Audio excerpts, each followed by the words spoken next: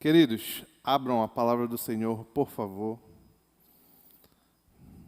Na primeira carta de Paulo aos Coríntios, estamos dando sequência à nossa série de exposição, que só teve dia para começar, não tem para acabar. Vamos lá. 1 Coríntios, capítulo 2. Hoje vamos considerar os versos 1 a 5 do capítulo 2. 1 Coríntios, capítulo 2, versos de 1 a 5. Como é importante quando um líder, um mestre, um professor, um conselheiro, vive da forma que ensina os outros a viverem. O nome disso é coerência.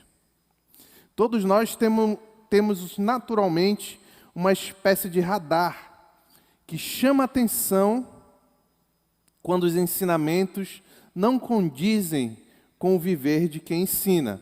É claro que, eventualmente, esse radar falha. Mas eu vou dar um exemplo do que eu estou dizendo.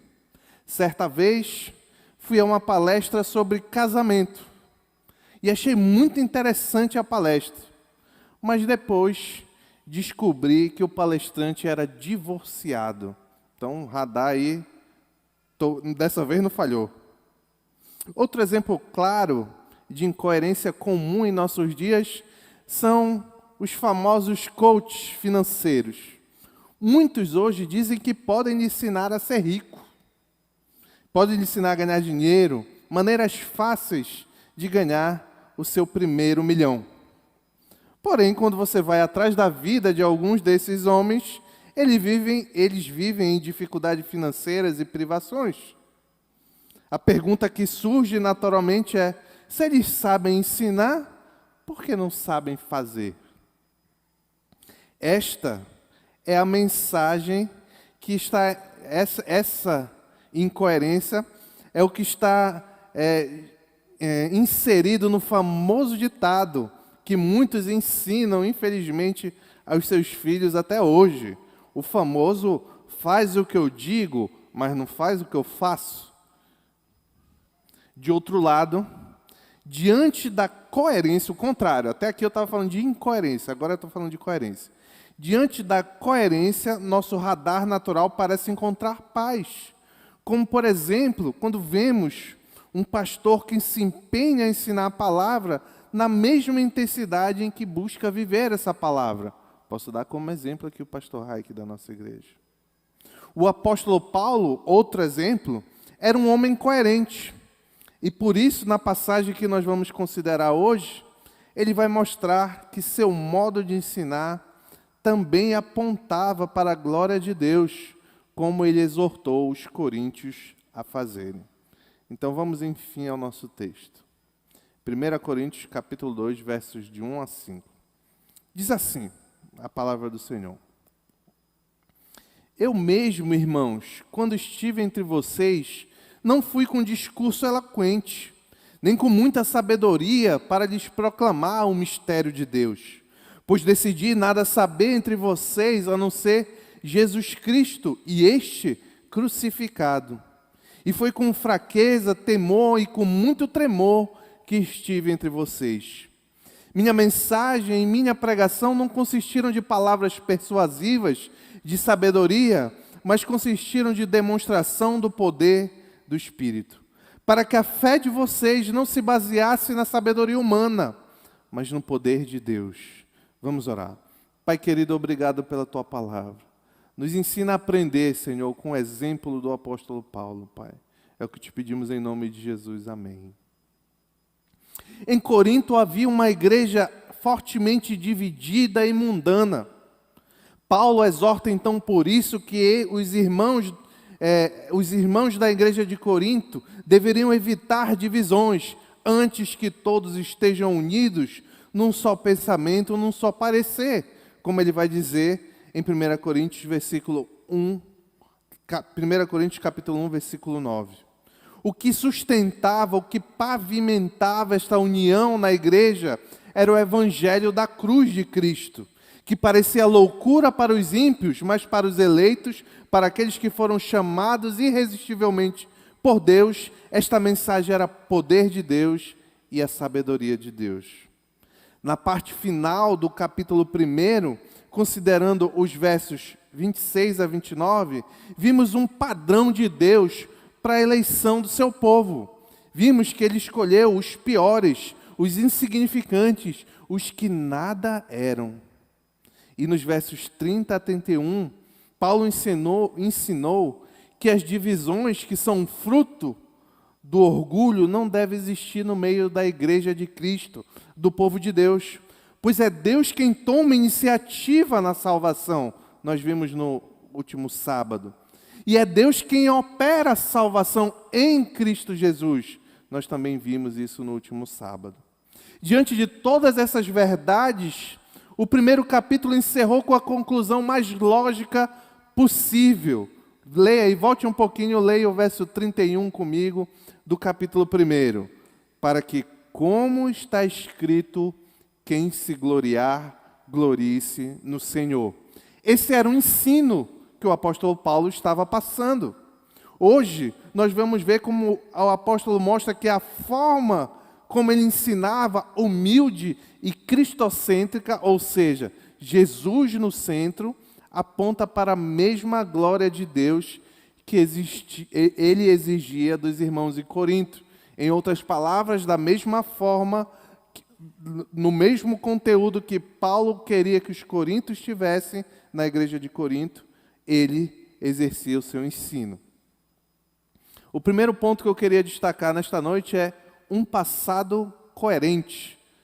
Está lá nos versos 1 e 2 do capítulo 2, eu vou ler novamente. Eu mesmo, irmãos, quando estive entre vocês, não fui com discurso eloquente, nem com muita sabedoria para lhes proclamar o mistério de Deus, pois decidi nada saber entre vocês, a não ser Jesus Cristo e este crucificado. Uma primeira observação é que a divisão do capítulo neste momento, ou seja, o final do capítulo 1 para o início do capítulo 2 é um pouco infeliz. Lembrem-se que essas divisões não são inspiradas, são os organizadores, os editores que fazem essas divisões. Quando Paulo escreveu essa carta, ela era escrita uma carta apenas, sem capítulos, sem versículos e etc. Mas por que eu digo que é um pouco infeliz essa divisão?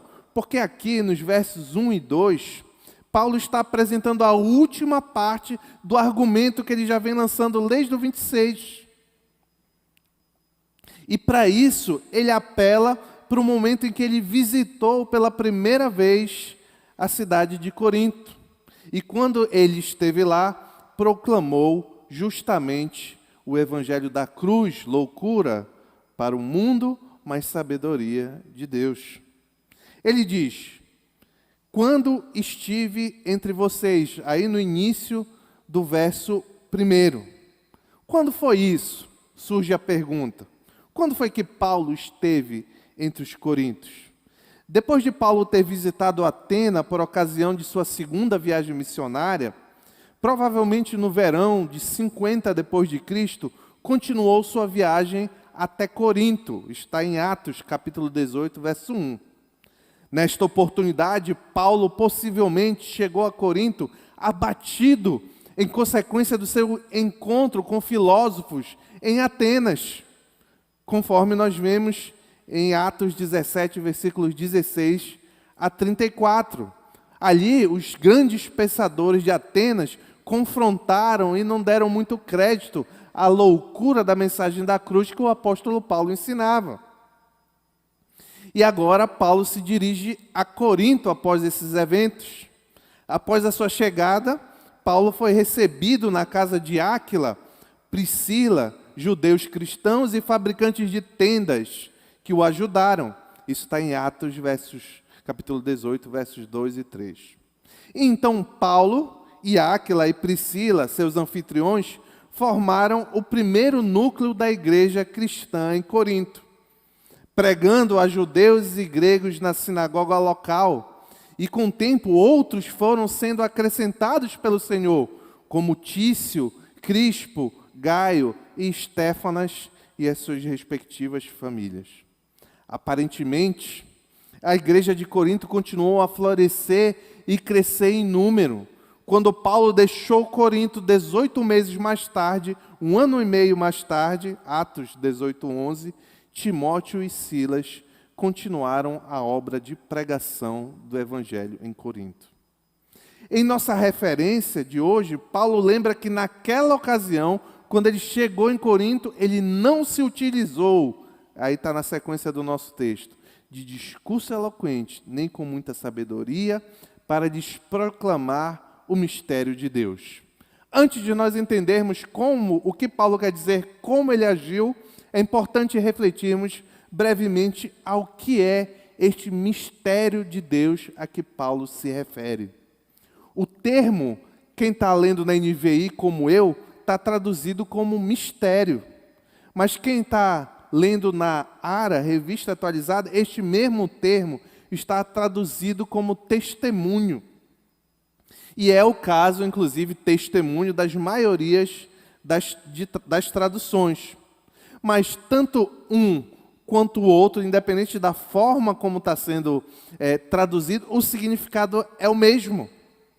O mistério que Paulo ensinou é o que antes estava oculto e que agora, naquela época, naquele tempo, foi revelada, que é a salvação em Cristo Jesus, o Evangelho.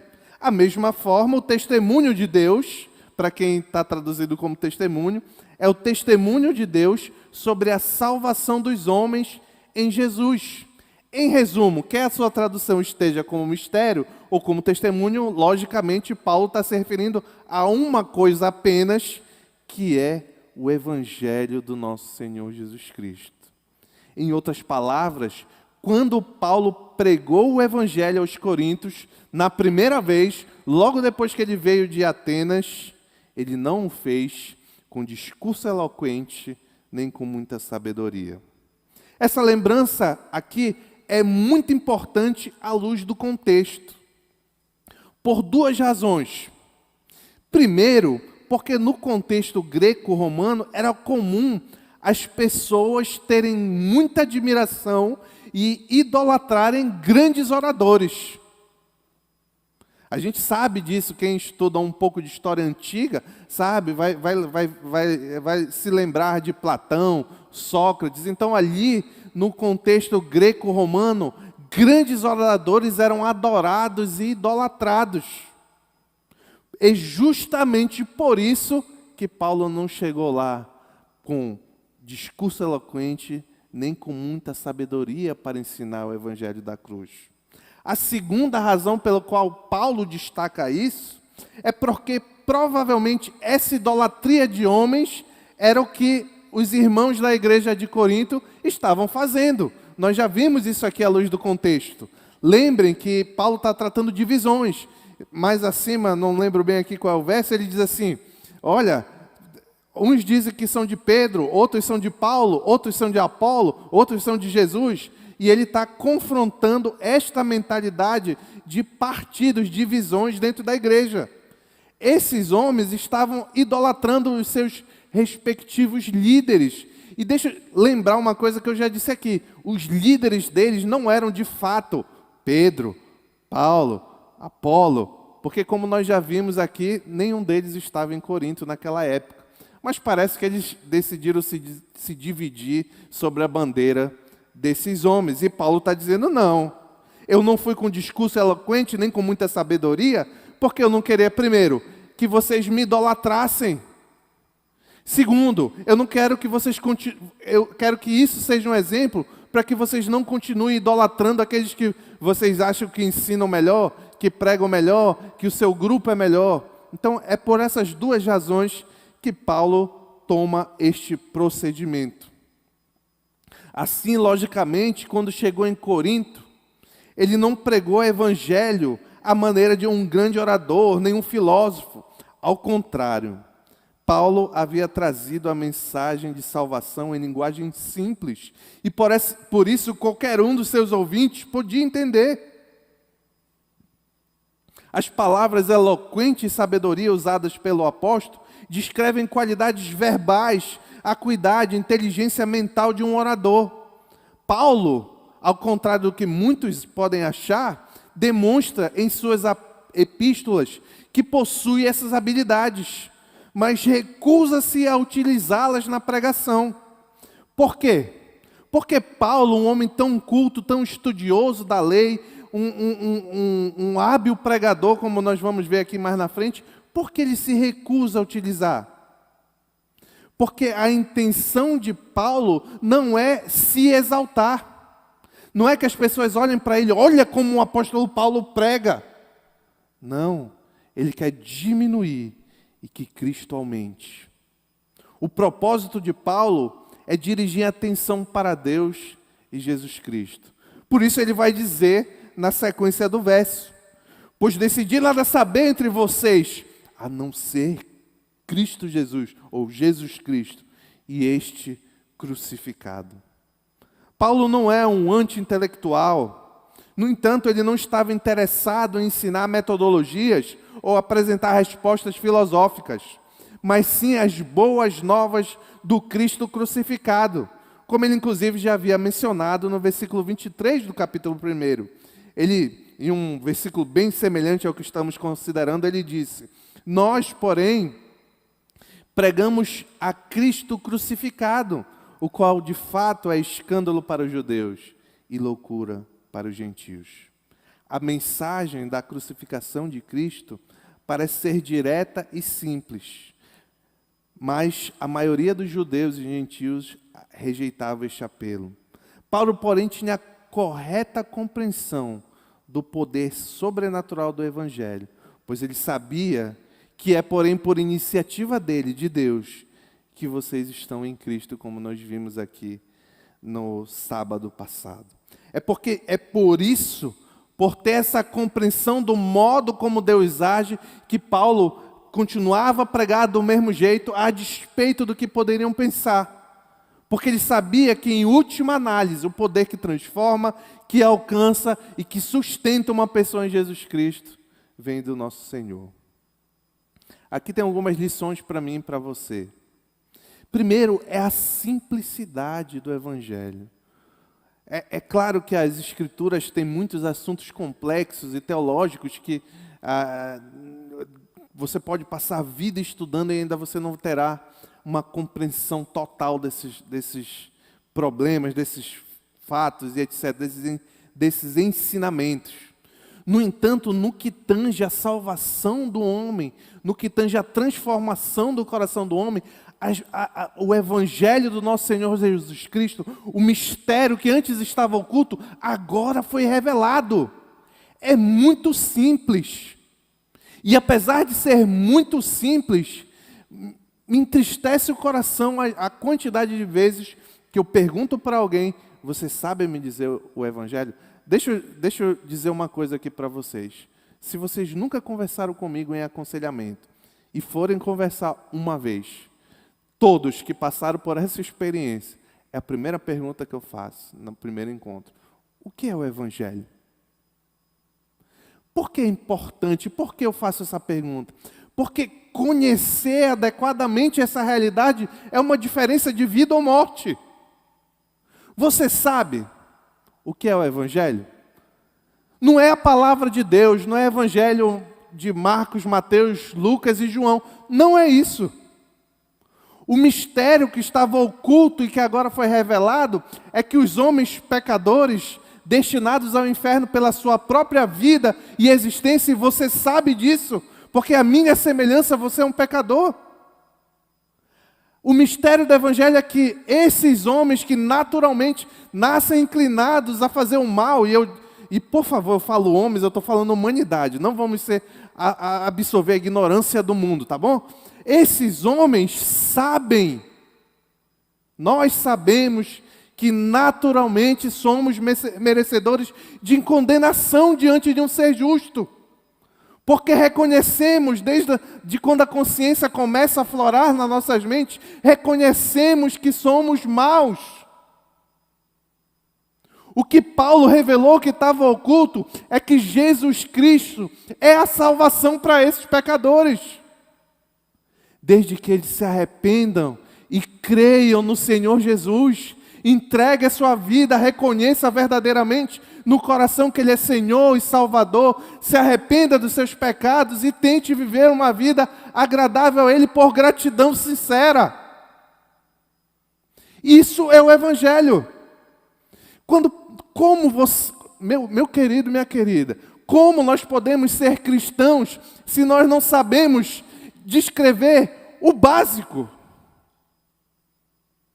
Não há outro meio pelo qual importa que sejamos salvos senão em Cristo Jesus. É isso que Paulo dizia em todo o canto de Corinto quando ele pregava. Ele poderia dizer a filosofia disso, a filosofia daquilo, o entendimento disso, o entendimento daquilo, mas muita compreensão teológica não salva ninguém. O que salva é a fé no Evangelho do nosso Senhor Jesus Cristo. É a fé que Cristo, Deus, homem, desceu do céu da Santíssima Trindade, habitou encarnado entre nós e se entregou na cruz do Calvário para que todo aquele que nele crê tenha esperança, não, viva eternamente e não pereça jamais. Isso é o Evangelho.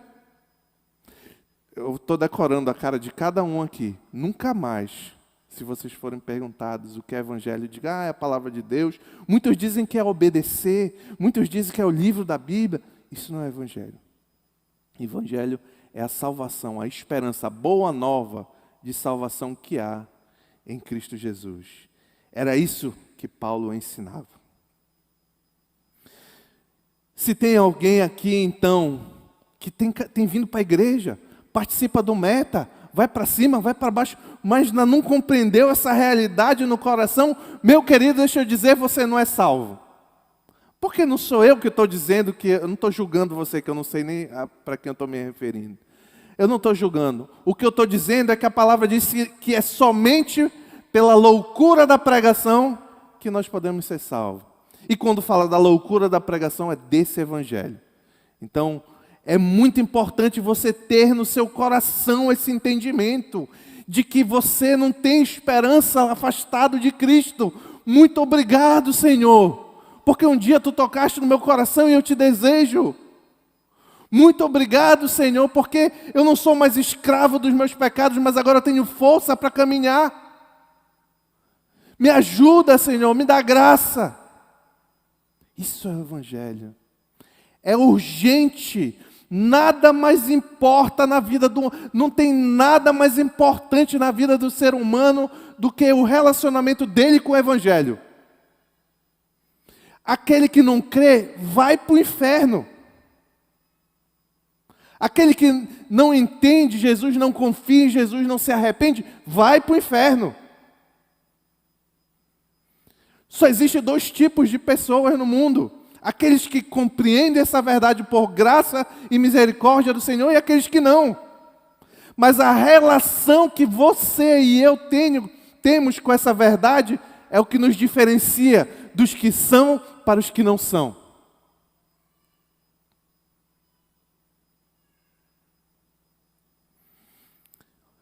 Uma coisa muito importante, meu querido e minha querida, aqui é outra aplicação, tá? É o coração, é a motivação do coração em cada atitude minha e sua. Essa motivação do coração é que vai revelar o que eu sou e o que eu não sou. Muito mais do que ações práticas de vitória contra o pecado, de boas ações, etc. Tudo isso é muito bom, nós temos que vencer o pecado, nós temos que praticar boas ações, ações de amor ao próximo, de graça, etc. Mas o que é mais importante é a motivação do seu coração. É isso que Paulo está ensinando, por exemplo. Ele pregava da forma que ele pregava simples, porque ele queria a glória de Deus e não para ele. Mas ele poderia chegar num local, é o grande apóstolo Paulo, o maior teólogo da história da humanidade que já existiu. O grande apóstolo Paulo, ele poderia chegar e fazer uma pregação eloquentíssima, maravilhosa. Os sábios iam aplaudir ele de pé. Mas Paulo não queria a glória para si. A motivação do coração do apóstolo Paulo era a glória de Deus. Isso serve para cada ação minha e sua da vida. Quando você decidir onde você vai estudar, o que você vai estudar, onde você vai trabalhar, o que você vai fazer no seu trabalho, como você vai tratar seu pai, como você vai tratar sua esposa, como você vai se relacionar com seus amigos, como você vai se relacionar com seu namorado. Cada escolha que você toma na vida só lhe levam para duas direções. Ou para a glória de Deus, ou lhe afasta da glória de Deus. E isso serve para mim também. Cada decisão que eu tomo na minha vida, ou me aproxima, ou me afasta. Que nós possamos seguir e aprender com o exemplo do apóstolo Paulo. O segundo ponto é uma pregação coerente.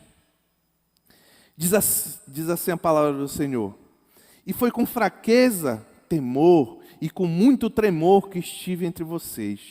Minha mensagem e minha pregação não consistiram de palavras persuasivas de sabedoria, mas consistiram em demonstração do poder do Espírito. Quanta honestidade, quanta humildade no apóstolo Paulo. Ele está relatando aqui o histórico pessoal como exemplo. Ele nada tinha a oferecer de realmente valor, senão a mensagem de Cristo, o Evangelho, o mistério, o testemunho agora revelado. A despeito do quê? Ele fazia isso a despeito de sua fraqueza, às vezes com temor e muito tremor.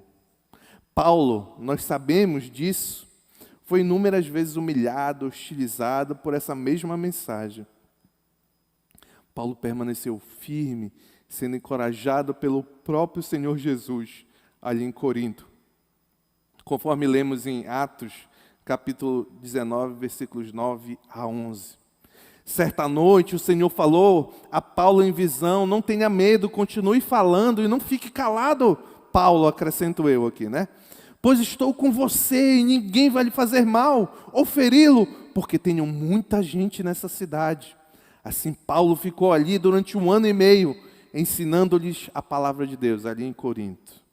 Com isso, Paulo provou ser um defensor e propagador destemido do Evangelho. Quando pregava nas sinagogas e mercados públicos, em Damasco, Jerusalém, Antioquia, Chipre, Ásia Menor, Macedônia, Acaia, que é a região onde fica Corinto, e etc. Só que isso, apesar de Paulo ter ouvido o encorajamento do Senhor e ter pregado, não quer dizer que ele não fez com temor e muito tremor. Essa expressão, várias vezes, Paulo a usa. E ela expressa nada mais, nada menos do que medo e ansiedade em muitos momentos do apóstolo.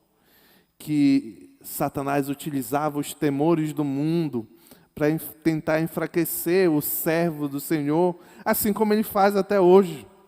Paulo não dá detalhes do que seria esse tremor, as razões específicas desse temor, ou porque ele estava com muito tremor, que é o mesmo significado, mas confessa que durante sua estadia, aqui no nosso texto, em Corinto, experimentou medo e teve a coragem estremecida diante de inúmeras ameaças, talvez políticas, sociais e etc.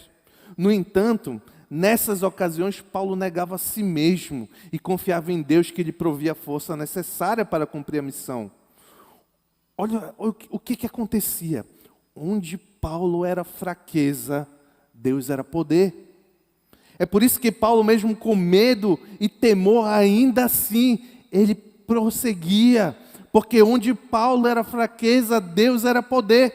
É isso que ele vai dizer no verso seguinte: minha mensagem, minha pregação não consistiram de palavras de sabedoria, palavras persuasivas de sabedoria, mas de demonstração do poder do Espírito. Observe que aí no início do verso 4, na parte A, Paulo repete o que havia dito no versículo anterior, no versículo 1, mas pessoaliza a informação. Ele traz duas informações diferentes.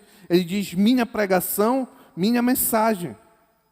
Isto porque, como eu já disse, Paulo, apesar de ser capaz de apresentar um evangelho com palavras persuasivas, cuidadosamente escolhidas, como ele fez em seu discurso perante o rei Agripa em Atos 26, prefere não fazer num contexto gentílico, para deixar claro que sabedoria e poder não se origina nele, mas consistiram de demonstração do poder do Espírito.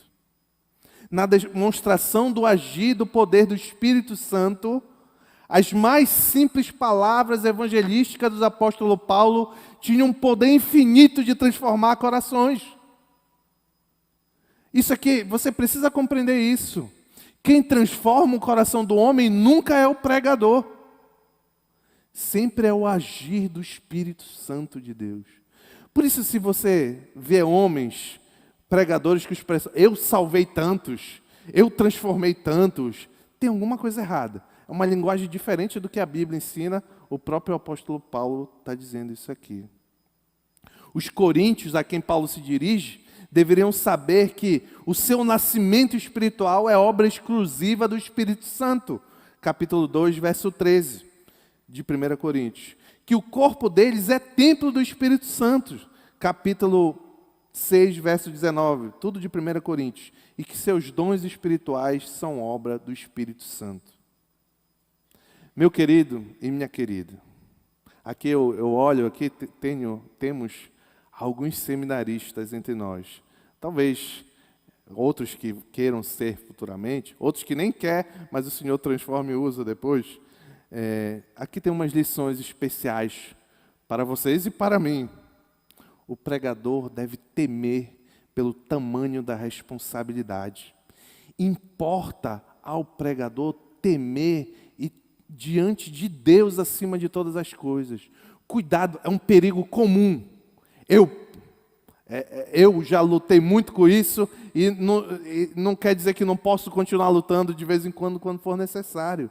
Mas cuidado para você não querer agradar homens. Que você tenha no seu coração o desejo de ser fiel a Deus acima de todas as coisas. Quer que você fale com uma pessoa, quer que você fale com 1000 pessoas.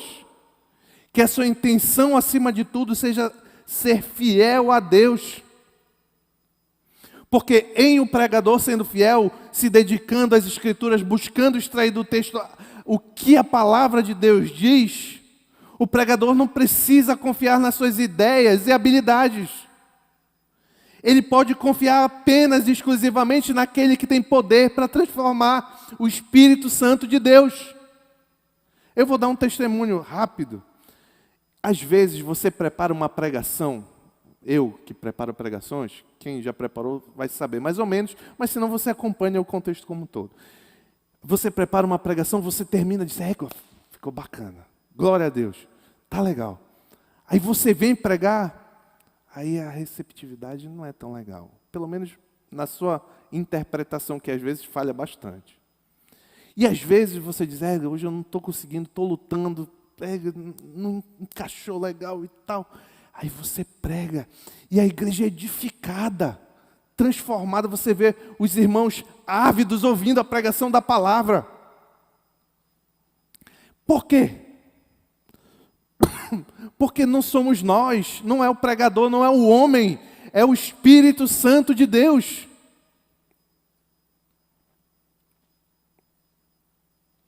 Como temos visto, e eu repito aqui insistentemente, somente o Espírito Santo, e a palavra diz, somente o Espírito Santo é capaz de transformar o coração do homem. Que transformação extraordinária. Antes morto, agora vivo, pela obra e pelo agir do Espírito Santo de Deus. A palavra transformadora é de Deus. O pregador apenas anuncia. Você sabia que a palavra pregação, quando você lê na Bíblia, ela são 4 palavras diferentes do grego que são traduzidas como pregações. Mas a palavra que é mais traduzida como pregação, que inclusive o apóstolo Paulo usa aqui nesse texto, é querigma. E querigma significa o arauto que vai diante do rei e anuncia a mensagem do rei. Quem já viu filme de medieval, não tem aquele camarada que na hora da guerra, na hora do torneio lá, o rei não vai, não tem microfone, não tem alto-falante, o rei não vai lá na frente e grita para o povo ouvir. Não, ele diz para o arauto o que é para o arauto falar, e o arauto vai lá na frente e grita. Este ato, esta ação é o querigma, é o que a Bíblia chama de querigma, e que nós lemos na nossa tradução como, do grego, né? E nós lemos como pregação. Em outras palavras, quando um pregador está sendo fiel à mensagem do rei, ele está falando não o que ele quer dizer, mas o que o rei disse, o que Deus disse. É por isso que deve ser feito com tremor e temor. Porque a semelhança do arauto que prega diante do seu senhor, que não pode desdizer nem contrariar a palavra do rei, da mesma forma, todo pregador, todo evangelista, todo mundo que anuncia o evangelho, prega diante do seu rei. Outra aplicação. Paulo dá um claro exemplo nesse texto de armas contra a ansiedade. Duas armas, gratidão e confiança. Por que gratidão, pastor? O que tem gratidão a ver com ansiedade? Tudo. Na medida que você se torna grato por tudo, em cada coisa que você recebe, em acordar, respirar, comer, caminhar, você vai passando a cada vez mais confiar que existe um Senhor que conduz todas as coisas. Porque senão você é louco. Está agradecendo por quê? Você está agradecendo porque cada coisa que você tem, cada experiência que você vive, cada dia que você acorda, o Senhor lhe deu. E na medida que você vai agradecendo ao Senhor, a tendência é que você possa confiar mais e mais e vencer ansiedade, medo, temor diante das dificuldades.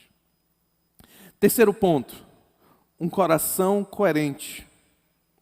Está lá no verso 5. Diz assim: para que a fé que vocês têm não se baseasse na sabedoria humana, mas no poder de Deus.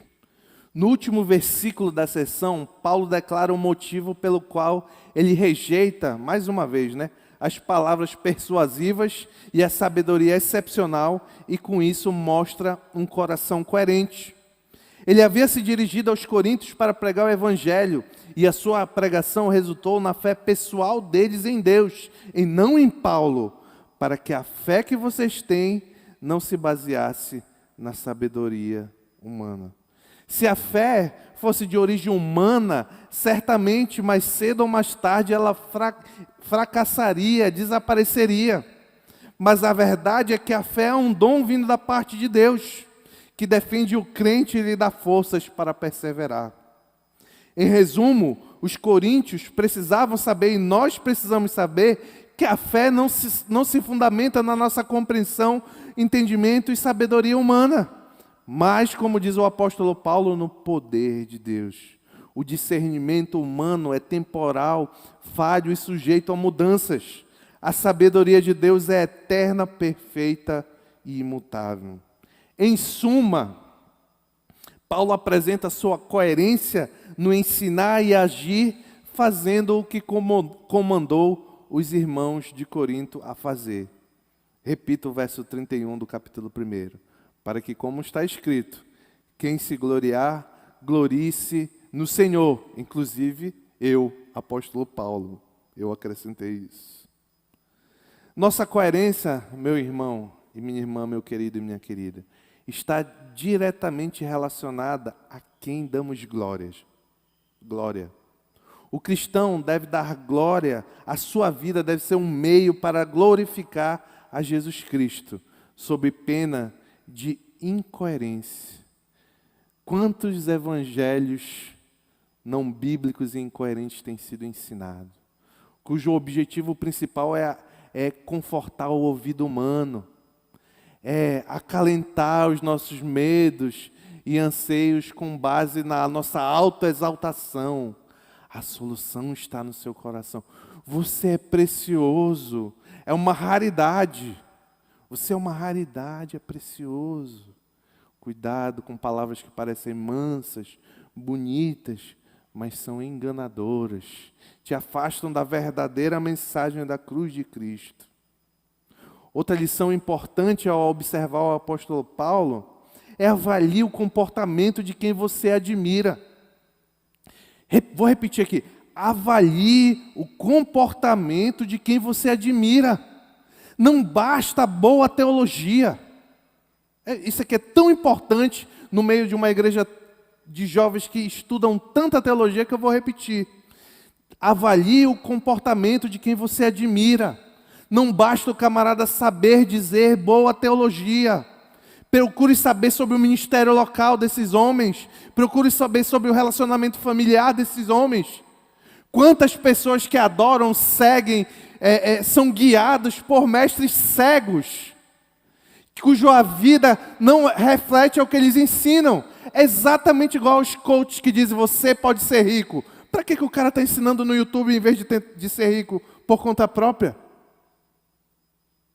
É a mesma coisa, a mesma ignorância. Será que o radar da incoerência não desperta no seu coração? Tem homens, influencers digitais que falam no Brasil inteiro, mas a igreja dele como é? Como é a vida dele? É homem. Tem um aí que já foi divorciado 3 vezes. Será que não parece que tem alguma coisa errada? Cuidado, abram os olhos, enxerguem. Não venham domingo, sábado, quarta-feira, semana após semana aqui, e que a palavra do Senhor não faça nada na vida, no discernimento de vocês. Eu não estou exaltado brigando com ninguém, tá? Mas é porque isso é verdade. Nós precisamos ter muito mais sabedoria de quem ouvimos e o que ouvimos. Tem pessoas fazendo tolices, falando heresias que são seguidas por vocês, eu vejo no Instagram. É cada tolice que eu fico, não acredito. Eu não acredito que prega. Prega na hora H, o camarada está curtindo isso. Não siga homens eloquentes que querem atrair atenção para si. Siga homens como o apóstolo Paulo. Eu não estou falando de mim, não. Siga homens como o apóstolo Paulo, que não falava de forma rebuscada, mas ele queria transformar corações apontando para Jesus. Sabe qual é o problema de seguir esses homens? Tem um grande problema maior do que tudo. É que se você for na direção deles, é que eu estou falando dos hereges não crentes. Se você for na direção deles, o que eles falam não é refletido na vida deles, dificilmente esse homem foi transformado verdadeiramente um dia, e você vai seguindo, e você vai ter o mesmo destino dele. Porque só existe um Cristo que salva. O Cristo das Escrituras, que diz assim, aquele que quer ser como ele deve andar como ele andou. Pois então, tem muita gente que fala de Cristo, fala de Jesus, mas como é que anda? Anda como Jesus andou? Pelo menos se esforça. Porque não é fácil andar como Jesus andou. Eu tenho que me esforçar, não sei nem mensurar aqui. Mas pelo menos ele está se dedicando a isso? Ou não importa?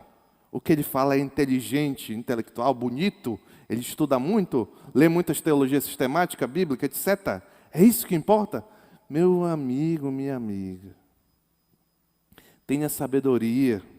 Conhecimento e vida devem andar juntos, como o apóstolo Paulo. Do pior dos pecadores, Paulo passou a pregador do Evangelho. Como gloriar a si mesmo? Essa é uma pergunta que eu e você temos que fazer para nós mesmos. Como eu vou ter qualquer atitude buscando a minha glória? Se Paulo, que passou do pior dos pecadores para talvez maior pregador do Evangelho, não gloriava a si mesmo. Depois de revelar, concluindo, que Deus escolheu as coisas insignificantes deste mundo, que Deus é quem toma iniciativa quanto à salvação do crente, ensinar que os irmãos de Corinto deveriam se gloriar apenas no Senhor. Hoje vimos o testemunho coerente do apóstolo Paulo com esse ensinamento, pois ele não se gloriava em sua sabedoria e eloquência, mas no Senhor. Que a nossa caminhada cristã revele este mesmo tipo de coerência, em nome de Jesus. Amém.